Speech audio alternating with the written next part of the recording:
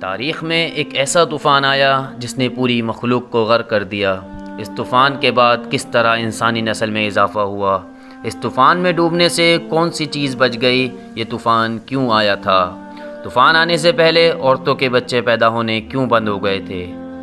ہم آپ کو آج اس ویڈیو میں قرآن الکریم کی آیات اور روایات کی روشنی میں طوفان نوح کے بارے میں ساری معلومات دیں گے، اور یہ بھی بتائیں گے کہ حضرت نوح علیہ السلام کو آدم ثانی کیوں کہا جاتا ہے۔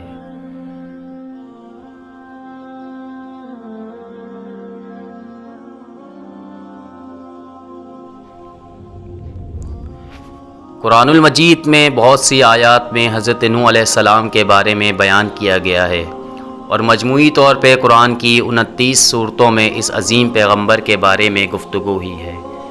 ان کا نام 43 مرتبہ قرآن الکریم میں آیا ہے۔ مورخین اور مفسرین نے لکھا ہے کہ نوح علیہ السلام کا نام عبد الغفار یا عبد الملک تھا۔ نوح کا لقب انہیں اس لیے دیا گیا کیونکہ وہ سالہ سال اپنے اوپر یا اپنی قوم پر نوح گرا کرتے رہے۔ آپ کے والد کا نام یا ملک تھا۔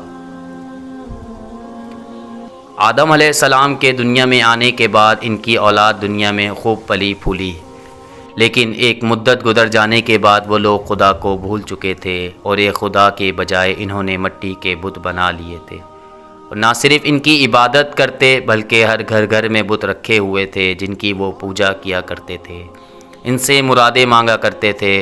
نوح علیہ السلام نے اپنی قوم کو اللہ تعالیٰ کے احسانات جتلا کر سیدھے راستے پر چلنے کی تلقین کی، اور اس بری راہ سے منع فرمایا۔ ان لوگوں نے حضرت نوح علیہ السلام کا مذاق اڑایا اور کہا، بھلا یہ تو بتاؤ کہ تم نبی کیسے بن گئے؟ تم تو ہمارے جیسے گوشت پوست کے بنے ہو اور ہم میں سے ہی پیدا ہوئے ہو۔ ایسی کون سی چیز ہے جسے ہم تمہیں نبی سمجھیں؟ اور خدا کو نبی ہی بھیجنا تھا تو وہ کسی فرشتے کو نبی بنا کر بھیج دیتا۔ نوح علیہ السلام اپنی قوم کو اللہ کے احسانات جتلائے اور کہا، تم کو چاہیے کہ ان بیکار بتوں کی پرستش کر چھوڑ کر ایک خدا کی عبادت کرو، اور میں اس کی تم سے کوئی اجرت نہیں مانگتا، تمہاری ہی بھلائی کے لیے تمہیں کو نصیحت کرتا ہوں۔ نوح علیہ السلام نے کوئی 950 سال تک اپنی قوم میں تبلیغ کی اور کوشش کی کہ وہ خدائے واحد کے سچے پرستار بن جائیں، مگر ان پر کوئی اثر نہ ہوا، بلکہ حضرت نوح علیہ السلام جب تبلیغ فرماتے تو وہ ان کا مذاق اڑاتے، کانوں میں انگلیاں ٹھوس لیتے تاکہ ان کی آواز کانوں میں نہ پہنچ جائے۔ صرف چند لوگ ہی تھے جو ایمان لائے۔ قوم کی یہ سرکشی اور نافرمانی دیکھ کر نوح علیہ السلام نے اپنے رب کو پکارا کہ اللہ، میں تو اس قوم سے تنگ آ گیا ہوں، اب تو ہی ان سے بدلہ لے۔